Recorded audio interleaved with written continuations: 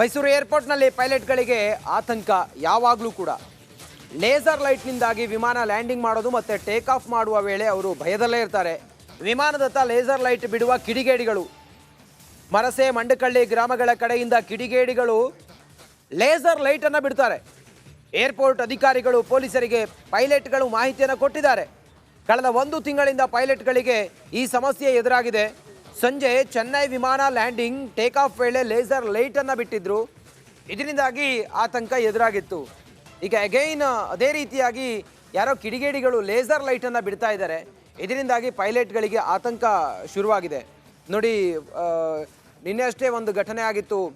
ಆ ಘಟನೆಯಲ್ಲಿ ಜಪಾನ್ನಲ್ಲಿ ಟೋಕಿಯೋ ವಿಮಾನ ನಿಲ್ದಾಣದಲ್ಲಿ ಸಂಪೂರ್ಣವಾಗಿ ವಿಮಾನ ಸುಟ್ಟು ಕರಕಲಾಗಿತ್ತು. ವಿಮಾನ ದುರಂತ ಆಗಿತ್ತು. ಈ ಥರದ್ದೆಲ್ಲ ಭಯ ಆತಂಕ ನಮ್ಮೆಲ್ಲರ ನಡುವೆ ಇದೆ. ಇಂಥ ಸಮಯದಲ್ಲಿ ಮೈಸೂರು ಏರ್ಪೋರ್ಟ್ನಲ್ಲಿ ಲೇಸರ್ ಲೈಟನ್ನು ಲ್ಯಾಂಡಿಂಗ್ ಮತ್ತು ಟೇಕ್ ಆಫ್ ಆಗುವ ವೇಳೆಯಲ್ಲಿ ಕಿಡಿಗೇಡಿಗಳು ಬಿಡ್ತಾ ಇದ್ದಾರೆ ಅನ್ನೋದು ಆತಂಕ ಕಾರಣ ಆಗಿದೆ.